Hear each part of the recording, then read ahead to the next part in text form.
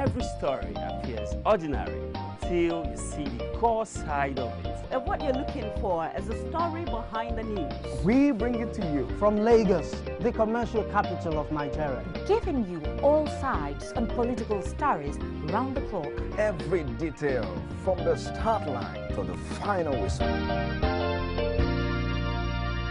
CoreTV News, expanding your view.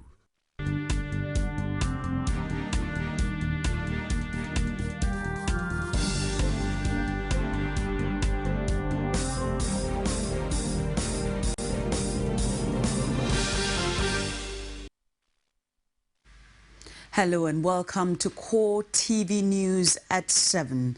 I am Gift Ogete. The federal government insists that the Boko Haram kingpin identified among 486 persons intercepted in Abia State has been on a security watch list since 2007. It added that preliminary investigation have also shown that none of the people traveling in a 30-vehicle convoy had more than 1,000 naira on them. Since security forces detained 486 people traveling from northern Nigeria to the southeast region, there had been an outcry on ethnic profiling as a result of Boko Haram insurgency. But government officials say the move is not a witch hunt. We want to make it clear that the exercise was not directed at any individual or group of persons. It was meant to be in the general security interest of our country and people. So if you take the 5 infants out, you have 486. We are pleading with Nigerians to give security forces time to do their work. There is nothing we are going to hold back. It was also an opportunity for the authorities to set the record straight on what security operatives discovered during investigations. As you are already aware, during the process of interrogation, one suspect who had been profiled since 2007 and had been on the wanted list of the department, on the watch list, who had been on the watch list of the Department of State Services was identified and apprehended. What is curious is that there were 35 buses traveling at that hour of the night. And this raised the suspicion. And what is curious again is that none of these travelers had more than 1,000 naira in their pockets. Some of them don't even know where they are going to. They refused to provide more details on the Boko Haram kingpin, but simply urged Nigerians to show more understanding. Pius Samuel, CoreTV News, Abuja. The Rivers State's Commissioner for Information and Communication, ABM Seminitari, says Governor Rotimi Amechi was arrested and detained in Ondo State. Seminitari issued a statement expressing the concerns of the Rivers State people about the safety of Amechi, saying he was being held hostage in commando style by soldiers and federal government security agents in Odudu, Ondo State. Amechi, according to the commissioner, had left Port Harcourt Thursday morning for Ekiti State, where he was to join Governor Kayode Fayemi in his last mega rally before the elections. She ordered that the governor was ambushed and refused entry into Ekiti by military personnel acting on orders from above. He made to turn back and return to Akure, where his chartered aircraft was parked, but he was chased and rounded up by armed soldiers and security personnel in Odudu, Ondo State. The Rivers State government is especially worried that federal government and President Jonathan have singled out Amechi for harassment and attack. In a related issue, the Chief Press Secretary to the Edo State Governor, Peter Okiria, also claimed the helicopter chartered to fly Adams Shomale from Benin Airport to Ado-Ekiti was grounded. ahead the related grounding of a Shomeless helicopter. The commander of the 81 Air Maritime Group, Benin City Soji Awomodu, reportedly received a call from above that no private jet or helicopter was allowed to fly out of Benin City to either Akure or Ekiti. Okiria lamented that this was the second time the governor's helicopter was being grounded in 1 year, the first being June 7, 2013, when it was recalled mid-air. The governor, who was billed to attend a mass rally organized to round off the re-election campaign of Fire Me, according to Okira, was left stranded at the Benin airport for 2 hours before Awomodu delivered the message from above. The police have again failed to produce the Ekiti State Commissioner for Integration and Intergovernmental Relations, Fuminiyi Afuye, before a federal high court in Abuja. Afuye and 11 others were due to be docked on terrorism charges Thursday after the police failed to turn up with the accused persons on Wednesday. The matter was not listed for hearing in Justice Evo Chukwu's court, and none of the lawyers showed up. There are indications that the police may have withdrawn the terrorism charges filed against the accused persons. CoreTV News also learned that Afuye and the others have been taken back to Ado Ekiti. Their lawyer Femi Falano says he expects them to be released after the police failed to go ahead with the matter in court. The Independent National Electoral Commission in Ekiti began the distribution of sensitive voting materials to the 16 local government areas of the state Thursday morning. Correspondent Rashid was there. His report is presented from our studios. The exercise carried out in the presence of officials from APC, Accord, PDP and Labour parties was a continuation of the process which started on Wednesday when the Commission received the materials from the Central Bank of Nigeria. We now want to open in the presence of everybody. I hope it was the way we left this vehicle that we found it now. The process was almost marred by an altercation which ensued over some forms that were not serialized and on the directive of INEC that only one party agent will man each point of the exercise. We are not likely to have the number of voting points that we think we are going to have. From the arithmetic of the people.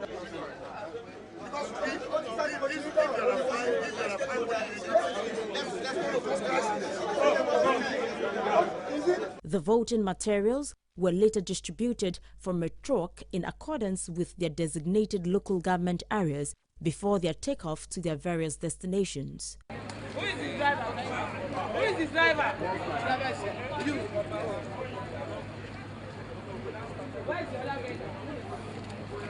Meanwhile, INEC has commenced the accreditation of observers for the Saturday poll. The June 21st governorship poll in Ekiti State has received the standing orders of the various stakeholders in the election. Speaking at the INEC Stakeholders Forum in Ado Ekiti, Chairman of the Commission Tahiru Jega reveals the security features embedded in various ballot materials to ensure credibility of the election. Rashid again was there. He filed in this report. The stakeholders meeting, which attracted top echelons of INEC officials, security agencies, political parties and their candidates, was said to be imperative in order to display the level of INEC's preparedness at conducting a credible election. The Commission in Ekiti State remains steadfast and committed to the guiding principles of INEC, which among others include transparency, fairness, equality and integrity, and has assured of its readiness to create a level playing field for all the political parties and candidates during the governorship poll. INEC's National Commissioner in charge of Ekiti State, Lai Olurode, is counting on the cooperation of political parties for the success of the election. If you choose on your own to elect the election fiasco, to let the election go under, we cannot, security agents cannot do more than what they are doing. We have been contemplating when do we distribute the election material. Should we do it 2 days, 3 days to the election? And we are afraid what will happen to those materials. Not by INEC officials, but by other players in the game. Expressing direct shift from previous elections, Chairman of INEC, Atahiru Jega, highlighted the security features in the various voting materials made to forestall rigging. We have customized ballot papers such that ballot papers from one local government to another have different colors. We have customized even the result sheets. There are unique result sheets for each polling unit for this election. So you cannot move result sheets across polling units, because if you do that, it will be detected and it will be dealt with. All the ballot boxes are serially numbered. For his part, Inspector General of Police Muhammad Abubakar wants politicians to act only within the ambit of the law on election day. Center, you cast your vote and you are free to go back to your house. You cannot take any government vehicle of whatever kind and say, I am going for supervision. You have nothing to supervise. That day, you are not a supervisor. Allow INEC to do its job. Is it not so? Yes. With these developments, all eyes are now focused on Ekiti as the D-Day draws close. Rashid, CoreTV News, Ado Ekiti. The Nigeria Police have expressed readiness to ensure the safety of lives and property during and after the election. The Inspector General of Police, Muhammad Abubakar, while speaking in Ado Ekiti ahead Saturday governorship poll in the state, warned troublemakers to stay clear of Ekiti. He reveals that the state's borders will be closed at 6 p.m. on Thursday. Rashid again has more in this report. First-time visitors to Ado Ekiti and every other part of the state are likely to feel they are in a war zone. The whole of Ado metropolis and Ekiti indeed are filled with heavy presence of policemen and soldiers, including their warlike hardwares. Beyond this, the Inspector General of Police hinted that the police will not take it lightly with anyone ready to foment trouble. All troublemakers that were prepared for this election, and we shall not and will not tolerate anybody, no matter how highly placed that individual think he is, that will come here and cause trouble.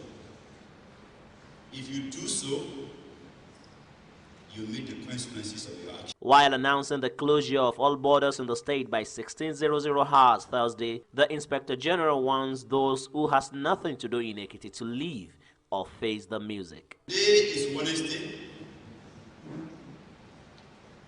and we are 3 days to this election. If you are not from Ekiti State and you have nothing to do this election, I want to warn, today should be your last day in this state. If by tomorrow 1600 hours 6 p.m. we find you here, we shall get you arrested. He also confirmed the arrest of some people with already thumb-printed ballot boxes in the state and dismissed the prayer of the APC chairman in Ekiti on the development.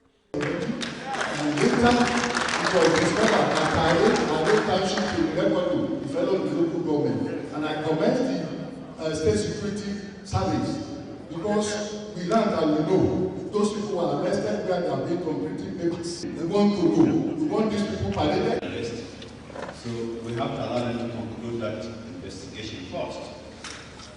We cannot compare that investigation. They must do their job in accordance with the law.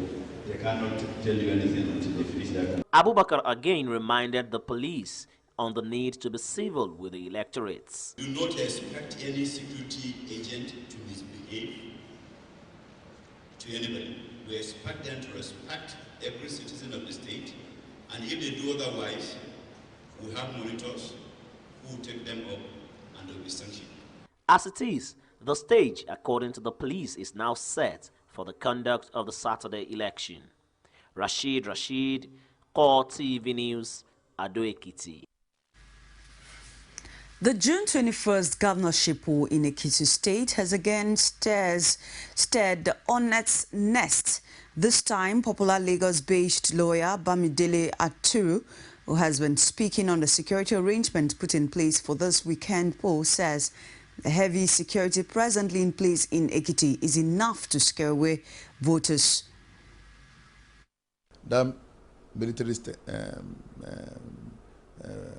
mentality still holds sway.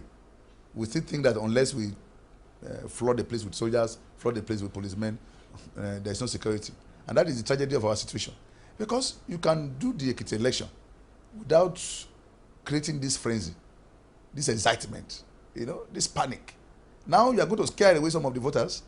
I mean, there are people who say, look, at my age, maybe I'm 70 years or 80 years, why should I go and queue up when somebody can just kill you accidentally? So I think that we need to go back to the drawing board and train our law enforcement agents. Oh, watch out for more on Aturu in our weekly news program, Judiciary Today.